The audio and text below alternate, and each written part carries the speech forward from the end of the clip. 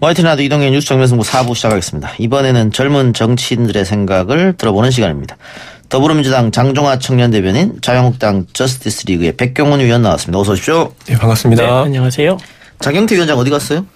저도 잘 모르겠습니다. 갑자기 전화가 와가지고 좀 가달라고 해서 저 오늘 처음 왔습니다. 예. 늘 장경태, 백경훈 이렇게 이야기했었는데 오늘은 파트너가 바뀌었습니다. 민주당의 장종화 청년대변인. 예, 잘 모르는 분도 계실 것 같은데 장종화 청년대변인. 82년생 김지영 남자도 힘들다 논평 냈다가 철회했던 그 주인공. 예. 네, 뭐 제가 철회한 건 아니고요. 예, 우선 당에서. 그리고 네, 제가 이제 썼던 거는 사실 뭐 남자도 힘들다 이런 얘기를 하려던 건 아니었는데 예. 이제 뭐 일부 내용이 그렇게 좀 와전된 면이 있었죠. 예. 끝까지 밀고 나가지 그랬어요. 이제 그런 판단은 사실 뭐 제가 일방적으로 할 수는 없는 거고 이제 당의 전체적인 차원의 이제 입장이 있었기 때문에 뭐 제 고집을 뭐 끝까지 하기는 또 그랬습니다. 알겠습니다. 우리 장종화 청년 대변인 벌써 애가 셋이라면서요? 네, 셋입니다. 큰애가 몇 살입니까? 이제 올해 학교 갑니다. 8살 됐어요. 깜짝 놀랐습니다. 몇 살에 결혼하셨어요? 27대. 아, 일찍 하셨군요. 예. 27대. 그 애국자네요. 3명이나 낳았습니다. 예? 이 어려운 선배님, 시기에. 인생 선배님이십니다. 이게 항상 애가 셋이라고 하면은 이제 모든 분들이 하시는 말씀이 애국자라고 하시는데 사실 이제 듣다 보면은 나는 나라를 위해서 아이를 낳은 것인가 이런 좀 다른 생각이 들기도 하고 그렇더라고요. 애 키우기 쉽지 않잖아요. 네, 정말. 그래서 뭐 젊은 청년들이 연애도 포기하고 결혼도 포기하고 육아도 포기하고 뭐 이런 말이 있잖아요. 네. 젊은 나이 셋 키워보니까 어때요? 이게 사실 저도 이제 키워보면서 보니까 우선 내가 아이를 키워서 앞으로 이제 낳아서 어떻게 키워야겠다 이런 거를 막 구체적으로 플랜을 세우다 보면 우선 못 나올 것 같아요. 기본적으로. 저도 사실 우선 낳아서 키워보니까 이게 어떻게든 막 키우게는 되는데 우선 그런 힘든 게 있고 또 이제 셋이 이제 작년에 이제 셋째가 작년 3월에 태어났거든요. 예. 이제 둘만 있을 때는 그래도 어떻게든 혼자서 좀 커버가 됐는데 셋부터는 정말 그냥 아비규환. 아예 컨트롤이 안 되는 상황이 되어버리더라고요. 예. 그래서 올해부터 이제 법이 좀 바뀌었죠. 시행이 바뀐 건데 엄마 아빠 동시에 양육 휴가를 쓸 수 있다 이렇게. 예. 필요한 것 같습니다. 혼자 하기 정말 어렵거든요. 예. 네, 맞습니다. 예, 자 2020년 새해 첫 방송인데 두 분 청취자들한테 어떻게 덕담 한마디 하고 시작합시다. 예, 우리 펭수의 명언처럼 2020년에 눈치 보지 말고 원하는 대로 삽시다. 눈치 챙깁시다. 네. 네, 저는 이제 2020년 올해가 우리나라 정치사에 있어서 청년이 좀 전진하는 해가 될 거라고 믿는데요. 우리 청년들 그리고 모든 국민분들 하루하루 보통 일상을 영위하고 있는 모든 국민분들 새해 복 많이 받으시고 올 한 해 전진하시기 바랍니다. 예. 자, 본격적으로 그럼 이야기를 좀 들어가 보죠. 이제 새해가 바뀌었기 때문에 총선 체제로 양당이 들어갔습니다. 양당이 들어갔는데, 영입 인사만 놓고 보면 민주당이 압승했다 이런 평가가 많거든요. 동의하십니까? 우리 백 위원님? 네, 그러니까 국민들의 시선에서 봤을 때에는 네, 분명히 이제 민주당이 잘한 부분들도 있는 게 사실인 것 같고요. 근데 이제 아직 끝난 건 아니니까. 앞으로 또 그 한국당이 준비하고 있는 카드들이 또 있으니까요. 또 그걸 또 지켜봐 주시면 감사하겠습니다. 예. 네. 자, 장종화 청년 대변인님. 그 민주당 1호, 2호 영입 인사가 다 청년입니다. 네. 그렇죠? 네. 그래서 당 내에서는 그동안 당 내에서 열심히 했던 청년들은 그럼 뭐냐? 꼭 외부에서 청년들을 데리고 와야 되느냐? 이런 불만이 당연히 있을 것 같아요. 이제 그 부분은 제가 보기에는 어떤 인재를 영입하더라도 이제 기존에 계시던 분들 이 당 안에서 노력하고 계시던 분들이 있기 때문에 뭐 나올 수밖에 없는 이야기라고 보는데 이제 어쨌든 그런 외부의 충격들이 있어야 당 안에서 약간 청년층이라고 해도 기존에서 당 안에서 활동하시던 분들은 약간 이 기성 정치에 좀 매몰되는 경향이 있거든요. 그래서 새로운 분들이 같이 들어오면서 아 원래 우리가 생각했던 청년의 생각은 이런 부분이 있었지라는 계속 환기시키는 뭐 그런 작업은 좀 필요하다고 봅니다. 오히려 자극이 될 수 있다? 네네. 알겠습니다. 자, 여당도 그렇고 야당도 그렇고 중진들이 대거 불출마 선언을 했습니다. 그래서 청년들의 기회가 조금 많아진 건 아니겠느냐 이런 추측이 나오던데 중진들의 많은 불출마한테 청년들의 기회가 될까요? 예, 특히 이제 한국당 같은 경우에는 그 중진들이 이제 용퇴하겠다라고 하는 지역구들이 사실 이제 한국당에는 베이스 캠프 같은 공간입니다. 그래서 아무래도 이제 재원이라든지 조직력이라든지 경력이라든지 이런 것에서 사실상 이제 물리적으로 좀 어려운 게 그러니까 젊은 정치인들이 어려운 게 사실인데 그래도 이제 그런 베이스 캠프를 기반으로 좀 그런 젊은 정치인들이 좀 미래를 준비할 수 있도록 그런 기회를 좀 열어줄 필요가 있지 않나. 지금 이게 너무 이렇게 지금 여의도에 특히 이제 양 거대 정당이 이렇게 인적 쇄신이 동맥경화처럼 잘 안 되고 있는데 그런 기회를 좀 열어줬으면 좋겠다 싶습니다. 근데 당 지도부에서 청년들을 불출마 선언하는 곳에 전략 공천한다면 모를까 경선하라라고 한다면 또 과거에 또 기존 정치인들이 그 지역에 들어와서 경선하게 되면 또 그것도 쉽지 않은 거 아닙니까? 예, 사실 쉽지 않죠. 그러니까 한국당에서도 청년들에게 50%까지 그 가산점을 주겠다라고 했지만 사실 가산점도 그러니까 본인이 얻은 점수에 대한 가산점이기 그렇죠. 때문에 사실 이렇게 경선에 들어가자라고 하면 사실 쉽지 않죠. 네. 왜냐면 일단 당원들 전화번호 확보 같은 것도 기존 정치인은 많이 갖고 있거든요. 젊은 정치인은 없을 거 아니에요. 그러니까 이게 어느 정도 이제 세대 배분이 어느 정도 좀 잘 돼 있으면 사실 이렇게까지 인위적인 배분을 할 필요는 없다고 생각하는데 이제 사실 이게 너무 이게 인적 순환이 인재 순환이 안 되고 있으니까 좀 그런 부분에서의 인위적인 그런 배분이라도 좀 필요하지 않나 싶습니다. 민주당은 어떻습니까? 이제 그런 인적 쇄신 부분에 대해서는 저희 이제 더불어민주당이나 자유한국당이나 이제 비슷한 문제점을 안고 있는 것 같은데요. 말씀하신 것처럼 아무리 이제 각 당의 좋은 지역구라고 하더라도 새로운 이제 정치 신인, 특히 청년층이 기존에 활동하고 계시던 기성 정치인들하고 만약 경선이나 이런 과정을 거친다고 했을 때 이제 지금 보시면 지금 지역구에 대해서 이제 활동하고 알리는 활동 자체가 굉장히 약간 옛날 스타일이라고 해야 될까요? 모든 통반장 회의에 참석을 한다거나 얼굴을 이제 일일이 다니면서 알려야 되는 그런 데에 익숙해져 있고 그렇게 확보하는 데이터를 기반으로 이제 경선을 치르기 때문에 당연히 청년들한테 불리할 수밖에 없는 과정이거든요. 그래서 그런 부분들을 새롭게 어떻게 쇄신하면서 청년이라도 동등하게 경쟁할 수 있느냐 이런 이제 바탕을 만드는 게 중요하다고 생각합니다. 전략 공천 해달라고 한번 해보세요. 그럼 해주실까요? 물밑 작업을. 그래요. 자, 최근 MBC에서 여론조사를 했는데 여당 심판론보다 야당 심판론이 우세하다. 원래 정권 중간에 하는 지방선거나 총선은 당연히 여권 심판론이 있을 수밖에 없거든요. 근데 이번 특이하게 왜 야권 심판론이 우세하게 나왔을까? 이거는 우리 백 의원이 좀 아프게 받아들일 부분 같은데요?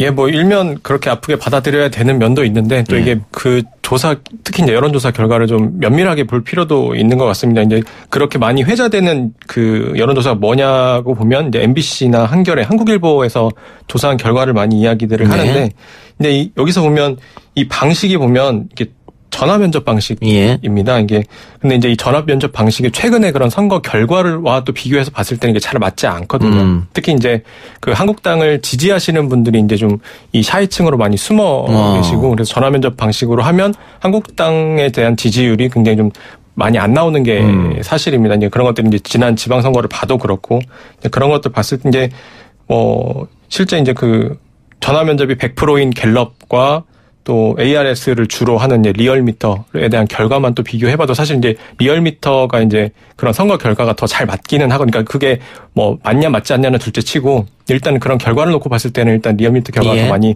맞는 게 또 사실이고 여의도연구원에서 진행하는 설문조사 결과를 봐도 여의도연구원에서 진행하는 설문조사 결과가 대체로 이제 좀 많이 맞는데 여의도연구원에서는 대체적으로 이제 ARS를 쓰고 있습니다. 그런 측면에서 봤을 때 이제 좀 면밀하게 좀 두고 봐야 되지 않나 싶고, 그러니까 아까 말씀드린 그 여론조사 말고 최근에 한국지방신문협회 여론조사에서 1만 명을 대상으로 ARS 설문조사를 했는데 이제 이거는 거의 이제 야당 심판과 여당 심판이 거의 이제 동등하게 나왔습니다. 이런 것도 같이 보되 물론 이제 아까 처음에 말씀하신 이제 그래도 이제 좀 야당이 더 잘해야 되지 않냐라고 하는 국민들의 그런 민심과 여론은 새겨들 필요가 있다고 생각합니다. 어쨌든 여론조사에 좀 왜곡이 있을 수 있다 이런 말 같고요. 그런데 비슷하게 나온다고 하더라도 야당은 반성할 부분이 있다. 왜냐하면 제가 늘 말씀드린답니다만 중간에 있는 선거는 그 정부의 중간 성격 어떤 그런 성격의 이 선거가 강하거든요. 그렇게 봤을 때는 당연히 여권 심판은 우세해야 되지 않느냐 그런 의미에서 질문 드려봤고요. 어떻게 같은 질문에 동의하십니까? 그러니까 이제 그런 이제 선거 여론조사에 대해서 약간 뭐 신빙성의 의문을 제기하는 게 있을 수는 있지만 어쨌든 국민분들이 생각하고 있는 흐름이 이런 것이다라는 것은 좀 뼈 깊게 받아들이는 부분이 필요할 것 같고 지금까지 지속적으로 이제 해오던 모든 여론조사에서 정당 지지율만 따로 놓고 봐도 더불어민주당이 계속 우위에 있었다는 예. 것이거든요. 지금까지 계속 이제 정부나 여당이 해왔던 정책이나 이제 여러 가지 비판이 있음에도 불구하고 그렇게 견조하게 유지되고 있다는 것은 방금 이제 말씀하신 것처럼 여전히 정권 중간에 심판 이런 내용이 있다고 하더라도 지금까지 야당이 보여준 자유한국당이 보여준 모습들이 어떤 것이었느냐 이걸 다시 한번 좀 되돌아봐야 되는 점이 있는 거 아닌가 이렇게 생각합니다. 예. 자, 자유한국당이 패스트트랙 전국에서 결국은 하나도 얻어내지 못했다. 근데 그게 어찌됐든 이 정치라고 하는 논쟁하고 토론하고 협의해야 되는 건데 그 협의장을 박차고 나간 자유한국당이 책임이 있는 거 아니냐. 그래서 결론적으로 하나도 못 얻은 거 아니냐. 이런 비판이 있습니다. 어떻게 생각하세요? 예, 말씀하신 것처럼 이제 대화와 협상이 정치의 본질이라는 건 저도 뭐 동의는 하지만 이게 마치 지금 이제 현재의 결과가 뭐 한국당의 전략이 부재했기 때문이다라는 거에는 뭐 그렇게 크게 동의하지는 않고요. 이제 민주당이 그렇게 수와 힘으로 밀어붙이는데 사실 이 야당인 한국당인 입장에서 뭔가 할 수 있는 그런 이 운신의 폭이 굉장히 좀 좁았던 것이 사실입니다. 어찌 보면 이렇게 야당을 더 장외로 내몰고 또 이렇게 길들이기를 한 거는 청와대와 여당이 이런 현 상황을 만들어낸 것이 아닌가 싶고 결국엔 이제 뭐 총선이 굉장히 좀 중요하다라고 보고 내년 총선이 이제 결국에는 이렇게 봤을 때는 민주당과 반민주당의 그런 대결 구도로 이번 총선이 치러질 수밖에 없는 것이 아닐까 싶고 이제 결국에는 이제 민주주의 사회에서 이 야당이 이 여당의 독주를 견제할 힘은 이 국민들이 이제 그 권력을 이임해줘야 가능한 것이기 때문에 그런 결과를 잘 만들어낼 수 있도록 해야 하는데 이제 물론 이제 야당의 쇄신과 혁신 그리고 뭐 보수 통합 이런 이 과제들도 잘 풀어야 되는 것 같습니다. 네. 다음 선거는 민주당 대 반민주당으로 흘러갈 것이다라고 말씀해 주셨는데 보수의 빅텐트 가능할까요? 물론 쉬운 과제는 아닌데 쉬웠으면 뭐 벌써 됐겠지만은 쉬운 과제는 아니고 또 오늘 뭐 뉴스를 보니까 또 이제 안철수 전 대표가 또 온다고 하는데 저는 뭐 그랜드 텐트라도 만들어서 어떤 식으로든 이제 민주당의 그런 독주와 독선을 견제할 수 있는 그런 진용을 짜는 것이 이제 굉장히 좀 지금 현재 야당 이 야권 세력에 있어서는 굉장히 좀 중요한 과제라고 생각합니다. 어렵지만은 짜내봐야 된다. 그럼에도 불구하고 당연히 이제 1순위에 두고 해야 되는 과제라고 생각합니다. 예. 그러니까 지금 정치 구도상으로 봤을 때는 일여 다야 구도로 선거를 치른다고 하면 제1야당인 자유한국당이 불리할 수밖에 없기 때문에 제가 한번 질문 드려봤고요. 자, 장종화 대변인. 네. 청와대와 여당이 제1야당인 자유한국당을 협상 파트너로 아예 생각을 하지 않았다. 이런 비판도 있단 말이죠. 뭐 저는 기본적으로 그 지점에 동의하기 어려운 것이 저희는 지속적으로 이제 4월 패스트트랙 이전 때부터 계속 그 전해 12월에 원내대표들께서 합의했던 이제 선거법 개혁안을 가지고 그것을 바탕으로 논의를 하자라고 계속 제안을 해왔었던 건데 거기에 응하지 않고 그러다가 이제 4월 패스트트랙에 태워진 것이고 그 후에 이제 황교안 대표께서 계속 진행을 하다가 갑자기 삭발을 하신다거나 청와대 앞에 농성을 하신다거나 이런 강경책들을 스스로 계속 두셨다는 말이죠. 예. 근데 그런 강경 기조를 계속 유지하시면서 저희와의 대화를 거부해 오셨는데 저희는 대화를 하자라고 이제 거의 애원하듯 매달리다가 결국에는 그래도 개혁의 길을 포기할 수는 없다. 멈출 수는 없다. 이런 차원에서 4+1 협의체라든가 이런 방안들을 통해서 이제 지난 날에 선거법과 이제 공수처법을 통과시켰던 건데 이런 차원에서 본다면 저는 이제 올 선거가 아까 말씀하신 민주당 대 뭐 반민주당 이런 선거가 아니고 저는 개혁과 반개혁 세력의 선거가 될 것이다. 예. 저는 이렇게 보고 있습니다. 알겠습니다. 안철수 전 의원의 정계 복귀 소식이 전해졌는데 안철수 전 의원이 민주당에 있다가 나가서 국민의당을 만들고 뭐 이런저런 일이 있었고 또 대통령 선거 나와서 문재인 후보랑 결혼했고 했기 때문에 민주당과 다시 손을 잡는다고 생각하는 분들은 거의 없을 것 같고요. 네. 보수의 한 축이 되지 않겠느냐 이런 추측이 많아요. 또 나경원 원내대표도 그런 얘기 했죠. 안철수까지 함께 할 수 있다. 그런 얘기도 과거에 했었는데 어떻게 보십니까? 모든 가능성은 다 열려 있다고 보고요. 그러니까 이 과거로 자꾸 역행하려고 하는 문재인 정권을 막고 그리고 이제 새로운 이제 대한민국의 미래로 나아가려고 하는 그런 모든 세력들이 다 저는 규합해야 된다라고 보고 그래야 사실 지금 현재의 민주당을 견제할 수 있지 아니면 지금 뭐 민주당과 한국당 그러니까 뭐 인정하고 싶지 않더라도 저는 민주당과 한국당의 그런 선거는 아니라고 생각을 합니다. 다음 선거는 민주당과 반민주당의 그런 대결 구도로서 선거를 치러야 하고 이 함께 할 수 있는 방금 이야기한 그런 원칙들이 함께 할 수 있는 모든 세력들이 다 같이 규합을 해서 민주당의 그런 견제 세력으로서의 역할을 할 수 있도록 국민들의 그런 지지를 받아야 된다라고 생각합니다.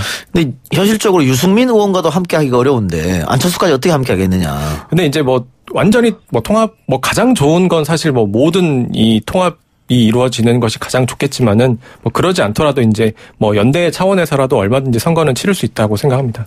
연대 차원에서 선거를 할 수 있다. 네. 뭐 합당은 아니라도 선거 연대는 가능하다 이런 말씀입니까? 예, 맞습니다. 또 이번에 또 연동형 비례대표제가 통과가 됐기 때문에 뭐 이제 그 지역구는 뭐 나름대로의 이제 그런 뭐 협의를 통해서 연대를 통해서 또 치르고 또 비례는 또 뭐 각자의 이제 그런 정당에 또 투표할 수 있게끔 하는 뭐 그런 다양한 방안을 놓고 해야지 서로 뭐 가진 기득권을 가지고 뭐 우리를 중심으로 통합하자 뭐라고 하기에는 상황이 그렇게 여유로운 상황은 아니라고 보고 지금 이 민주당의 독주를 막지 않으면 더 이상 우리에게 좀 내일은 없지 않나 싶습니다. 예. 과거에 안철수 현상이라고까지 불렸었습니다. 대단한 열풍을 불러일으켰고 지난 총선에서도 바람을 불러일으켰죠. 그래서 호남에서 민주당이 참패를 하는 원인도 작용됐는데 어떻게 장종화 대변인이 봤을 때는 안철수가 추구했던 새 정치의 가치 아직도 유효하다고 보세요? 그러니까 횟수로만 따지면 사실 안철수 전 대표께서 이제 정치권에 들어오시니까 이제 10년째 되는 거란 말이에요. 2010년 이제 서울시장 보선 때 나오셨었으니까. 근데 10년째가 되는 때에도 이제 이번에 던지신 메시지가 돌아와서 이제 상의 드리겠다. 그리고 이제 8년 전이라고 말씀하셨지만 본인이 정치에 뛰어들었을 때보다 정치 상황은 더 악화된 것 같다. 이런 말씀을 하셨는데 여전히 애매모호한 메시지이고 그러고 그나마 8년 동안 더 악화됐다고 하면 본인의 책임은 없었던 것인지 그리고 특히나 작년 같은 가장 엄중하고 어려웠던 이 시기에는 안 계시다가 이제 약간 결정적이고 선거에 임박하니까 또 이제 돌아오면서 던지는 메시지가 그 정도라고 하면 글쎄 저는 국민들의 동의가 좀 받기 어렵다고 보고 좀 아까 이제 백 대표님 말씀하신 이 자유한국당의 연대나 이런 부분에 대해서는 사실 오늘 이제 한성교 의원님이나 여성교 의원님 이제 불출마 선언을 하셨는데 한성교 의원님은 이제 불출마 선언을 하시면서 이제 눈물까지 흘리시면서 아직도 뭐 나는 이제 진박이다 이런 말씀을 하신단 말씀이죠. 근데 여전히 그런 이제 기류를 가지고 있는 분들이 한국당 내에 이제 다수 계시다고 하면 어떻게 이 보수 그리고 상식적인 보수 이런 분들이 공감대를 가지고 그리고 국민분들의 성원을 받으면서 통합을 하거나 연대를 할 수 있을 것인가 저는 힘들 것이라고 생각합니다. 그러니까 제가 조금 첨언하면 안철수 전 대표 같은 경우에는 탄핵에 또 가장 앞장선 사람인데 탄핵에 가장 앞장선 사람과 그 자유한국당에 여전히 소위 말하는 진박 또 친박 존재한단 말이죠. 그분들과 잘 융화가 될 것이냐 만일 뭐 빅텐트가 된다면 융화되기는 뭐 사실 또 쉽지 않죠. 쉽지 않지만 이제 그 우리 앞에 당면한 과제가 놓여 있고 이걸 위해서는 어찌 보면 이제 눈앞의 과제들을 이 가장 중요하고 긴급한 과제를 처리하는 것이 먼저이지 않나 싶고 그 과정 속에서 이제 그런 그 풀지 못했던 그런 것들을 또 풀어가야 되지 않나 생각을 하는데요. 근데 결국에는 이제 지금 물론 어제의 일을 놓고 우리가 어떻게 이걸 해석할 것이냐를 보는 것도 굉장히 중요하지만 그러면 오늘의 일은 어떻게 할 것인가 내일의 일은 어떻게 할 것인가를 놓고 이야기해야 하는 것이 지금 보수 진영 반민주당 진영의 그런 과제라고 생각을 합니다. 알겠습니다. 선거법이 바뀌면서 이번 총선부터 만 18세도 투표할 수 있게 됐습니다. 각 당에서도 이제 고3 유권자에 대해서는 분석을 하고 있을 텐데 고3 유권자에도 생일이 지나야만 이제 투표할 수 있으니까 그렇게 많지는 않습니다. 다만 어쨌든 약 50만 명 정도 된다고 하는데요. 그 당연히 각 당에서 이 젊은 친구들 어떻게 공략할 것인가 고민이 많을 테고 또 당에서 활약하고 있는 청년 위원들에게도 아마 부담이 될 것 같기도 한데요. 정치 공학적만 놓고 봤을 때는 어느 당이 유리할 것 같아요? 저는 정의당. 예. 정의당? 이게 뭐 아직은 두고 봐야 되는 문제인 것 같습니다. 예. 특히 이제 지금 뭐 18세도 18세지만 이제 20세의 뭐 그런 현재 이제 그런 민심, 여론 이런 것도 보면 딱히 뭐 어느 당에 유리한 상황이다라고 보기는 어려운 것 같아서. 그 20대 남성 청년들이 바른미래당을 많이 지지한다. 그것은 아마 여러 가지 뭐 메갈 논란도 있었고요. 또 뭐 그런 것 때문에 그럴 텐데 아마 장종화 청년 대변인이 당시에 그런 메시지를 낸 것도 20대 남성들 표심을 한번 잡아보자 그런 생각 아니었나요? 아니 뭐 딱히 그런 어떤 뭐 정치적 목표를 염두에 두고 이제 썼던 것은 아니고 예. 그때 이제 제가 그걸 썼던 거는 이제 조금 다른 얘기인데 제가 이제 그 영화를 보고 나서 그때 이제 지금도 여전히 그렇지만 그 82년생 김지영이라는 것이 던지는 화두와 문제점이 우리 사회에서 여성으로서의 차별, 어려움 이런 것들 얘기하는데 예. 그것과 상관없이 무조건 남녀 대결, 젠더 갈등 이런 요소로만 소비되는 현상이 있었기 때문에 이거를 그렇게만 바라봐서는 문제 해결이 안 된다. 이런 이야기를 하고 싶었던 것이었습니다. 그건. 예. 장종화 대변인의 그 메시지는 백경원 위원도 봤을 텐데. 예, 봤습니다. 동감하세요? 근데 그 뭐 일부 표현과 이런 부분에 있어서 이제 좀 그 뭐라 해야 될까 기존에 이제 민주당을 적극적으로 지지하시는 분들의 그런 뭔가 분노와 뭐 이런 것들을 살만한 부분들이 좀 있었던 것 같기는 해요. 예. 뭐 그것까지 제가 뭐 다 이렇다 저렇다 평가하기는 뭐 그런데요. 근데 뭐 이제 그런 이야기들이 그러니까 좀 모르겠습니다. 이 82년생 김지영 그 책과 뭐 이 영화에 대해서도 좀 다양한 해석이 있을 수 있다고는 생각합니다. 이제 뭐 그거에 대해서 이제 대변인님이 그 내신 그 뭐 이제 이야기에 대해서 제가 뭐 이렇다 저렇다 얘기할 건 아닌데, 다만 이제 여러 해석들이 있는데 이제 그런 것들을 뭐 이렇게 보지 않으면 뭔가 잘못한 것처럼 보는 그런 일부의 여론과 이런 것도 좀 잘못된 부분이 예. 있다고 생각합니다. 네. 자. 참고로 전 86년생입니다. 거기선 82년생이라고 썼는데. 알겠습니다. 예. 86년생 장종화 대변인. 젠더 갈등 이야기해 주셨는데 우리 사회가 과거에는 지역 갈등이 우리 사회 암적 존재다. 뭐 이런 얘기 있었습니다. 그래서 그 지역 갈등을 해소하기 위해서 여러 번 도전했던 정치인들도 있고요. 노무현 전 대통령도 그런 분 중에 한 분이고. 근데 이제는 지역 갈등이 조금 완화되지 않았느냐. 세대가 좀 바뀌면서. 그런데 젠더 갈등, 세대 갈등은 더 크게 증폭하고 있는 것 같습니다. 이 문제는 어떻게 풀어야 할 것인가. 그러니까 세대로 나뉘어서 젊은 층 또 노년층 싸우고 남녀로 나눠서 지금 싸우고 있거든요. 이 문제도 우리 사회 화두가 아닌가 싶은데요. 짧게 두 분 한마디씩 대답해 주시기 바랍니다.